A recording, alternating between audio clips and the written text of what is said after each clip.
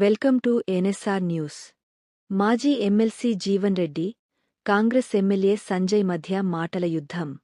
MLA Sanjay 10 ఏళ్లు BRS పార్టీలో అధికారం అనుభవించి ఇప్పుడు కాంగ్రెస్ పార్టీ అధికారంలోకి రాగానే ఇందులోకి వచ్చాడు. గత 10 ఏళ్లు కాంగ్రెస్ పార్టీ కార్యకర్తలను వేధించి ఇప్పుడు అదే కాంగ్రెస్ కార్యకర్తలపై పెత్తనం చెలాయిస్తున్నాడు కాంగ్రెస్ మాజీ ఎమ్మెల్సీ జీవన్ రెడ్డి.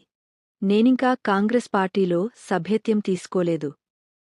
జీవన్ రెడ్డికి నామీద ఎందుకంత అసహనం?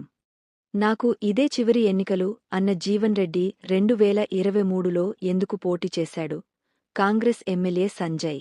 గత దశాబ్ద కాలం ఏ అధికారాన్ని అంటుపెట్టుకొని దౌర్జన్యాలతోని సామాన్య ప్రజానికపై కాంగ్రెస్ పార్టీ కార్యకర్తలపై రాజకీయానికి పాల్పడ్డారు. మళ్ళీ టీఆర్ఎస్ పార్టీ నాయకులు ఏదైతుందో, మళ్ళా కాంగ్రెస్ పార్టీ ముసుగులో ఏదైతుందో మన రాజ్యాధికారాన్ని చేయించుకునే ప్రయత్నం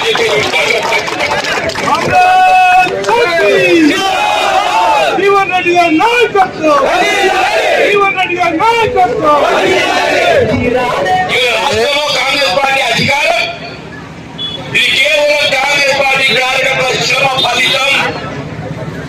కాంగ్రెస్ పార్టీ కార్యకర్తల శ్రమ 10 సంవత్సరాల శ్రమకు ప్రతిరూపం ఏదైతుందో ఇక్కడ రాష్ట్రంలో కాంగ్రెస్ ప్రభుత్వం ఏర్పడింది. ముఖ్యమంత్రి రేవంత్ రెడ్డి గారు ప్రభుత్వంతో కలిసి పనిచేయాలన్నారు. మేము కలిసి పనిచేస్తాం, ఎందుకంటే ప్రభుత్వం పటిష్టంగా ఉండాలి అని చెప్పి ఆలోచనతో వారు నియోజకవర్గ అభివృద్ధి కావాలని చెప్పి మేము ఆలోచించాం. నేను ఈరోజు జీవన్ రెడ్డి గారిని సూటి ఒకటే ప్రశ్నిస్తా ఉన్నాను. అసెంబ్లీ ఎలక్షన్లో మిమ్మల్ని మా నాయకులు ప్రజలు ఓడగొట్టిన తర్వాత మళ్ళీ కాంగ్రెస్ పార్టీ మీకు ఎంపీ టికెట్ ఇచ్చినప్పుడు ఎంతమంది బీఆర్ఎస్ నాయకులను మీరు కండవ కప్పి చేర్చుకోలేదండి? అంటే మీరు కండవ కప్పి పార్టీలో చేర్చుకున్నప్పుడు మీకు ఇవన్నీ జ్ఞాపకం రాలేదా? పాత కాంగ్రెస్ నాయకులు మా నారాయణ రెడ్డి అనేనో ఇట్లాంటి వాళ్ళందరూ పాత వాళ్ళు ఉన్నారు, మరి వాళ్ళకి ఇబ్బంది అవుతుందని చెప్పి ఆలోచన రాలేదా? 2 ఎంపీపీలను చేసుకున్నారు, మున్సిపల్ చైర్మన్ చేసుకున్నారు, దాదాపు 20 మంది పైన సర్పంచులు మీకు వ్యతిరేకంగా పనిచేసి నాకు పనిచేసిన వాళ్ళని మీరు మీ ఎంపీ ఎలక్షన్లు అప్పుడు చేసుకున్నారు. పిఎస్సిఎస్ చైర్మన్లను చేర్చుకున్నారు, డైరెక్టర్లను చేర్చుకున్నారు, ఎంతోమంది వివిధ కుల సంఘాల పెద్దలు చేసుకున్నారు. మరి అప్పుడు 2023 ఎలక్షన్లో నాకు